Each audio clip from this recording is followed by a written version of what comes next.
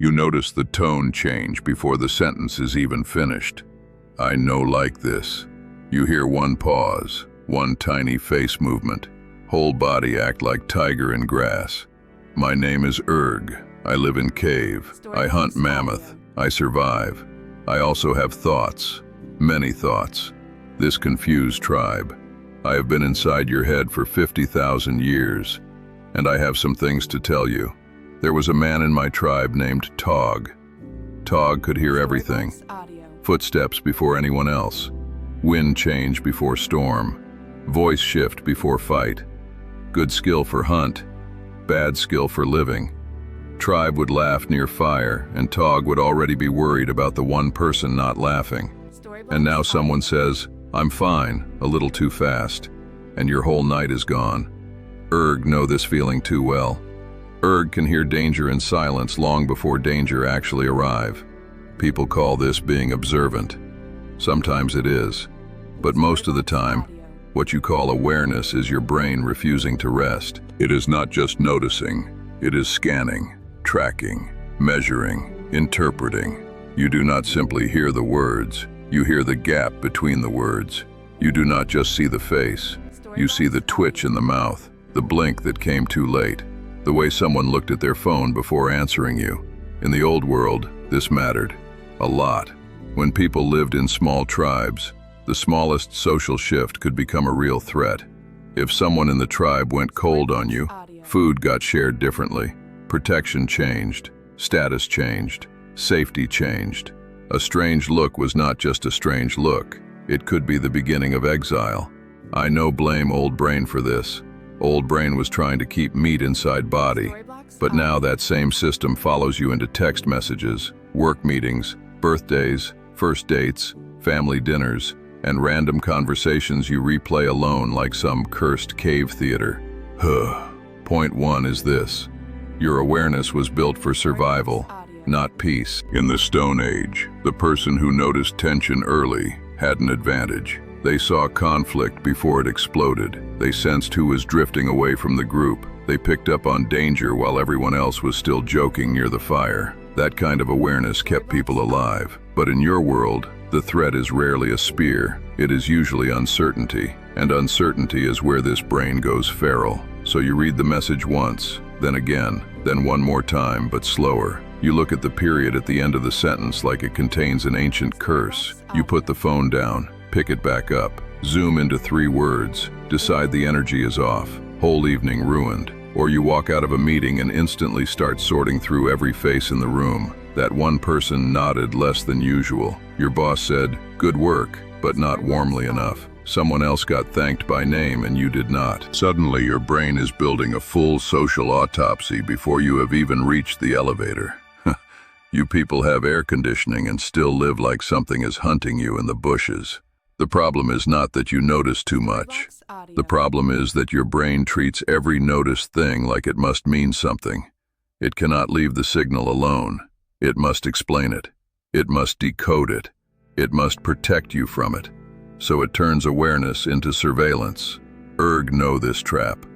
Erg once saw 2 hunters whisper near river and spent entire day sure they were planning against Erg. Turns out they just found weird frog. Erg has lost many hours to fake danger. And the worst part is this.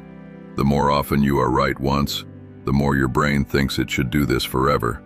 You noticed one breakup before it happened, one betrayal before it landed, one angry mood before it exploded. Now your mind acts like every room is a crime scene. Erg knows what this does to a person. Erg has seen eyes get tired from watching storms that never came. And if that was all, maybe you could survive it. But the second pattern is worse. Being too aware does not just make you notice danger, it makes you feel responsible for preventing it. That is where this starts eating your life. Point 2 is the unbearable job your brain gives you after it notices everything. Once the brain spots a shift, it does not stop at observation. It moves straight into management. It tells you, fix this, smooth this out, say the right thing, become easier, become calmer, become smaller if needed. This also made sense in the tribe. If tension was rising, keeping the peace mattered. The person who could calm conflict, adjust quickly, and stay useful had a better chance of staying inside the group. Awareness was not passive, it became performance. So now someone gets quiet, and you instantly start editing yourself. You become more careful, more polite, more available. You rewrite a text 4 times to make sure it sounds warm but not needy, confident but not cold, funny but not too much. You are not expressing, you are calibrating. Or someone in your family seems irritated, and before they even say anything, you are already scanning your own last 10 sentences like a detective. Was it that joke? Was it my tone? Was it the timing? Should I send another message? Should I explain? Should I disappear for a while? You are not in a relationship at that point. You are in customer service. I think nervous system should have full-time job like this. And then work makes it even uglier. You hear one sigh from the boss and suddenly your whole personality becomes low-maintenance, high-output, emotionally neutral cave employee. You do not speak naturally. You do not relax. You manage impressions like your life depends on it. This is why being so self-aware can feel strangely empty. Because part of you is always outside yourself, watching yourself, adjusting yourself, trying to stay ahead of other people's reactions. You are present in the room and absent from your own body at the same time.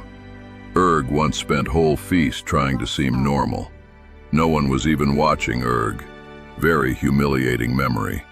Erg knows the loneliness of performing safety until you forget what your real face looks like. But there is one more pattern underneath all of this, and this one cuts deepest. It is not just that you notice too much. It is not just that you try to manage too much. It is that your awareness has stopped being a skill and become an identity. Point 3 is where this turns into a prison.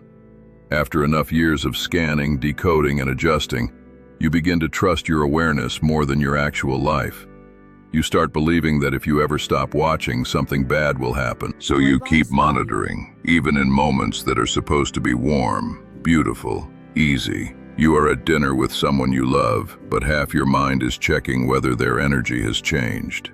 You are doing well at work, but you cannot enjoy it because you are busy detecting the first sign it could go wrong. You are lying in bed after a perfectly normal day, replaying one look, one pause, one strange sentence, trying to figure out what you missed. That is not awareness anymore. That is captivity. Erg had a night like this once. Fire warm, sky clear, belly full, no danger anywhere.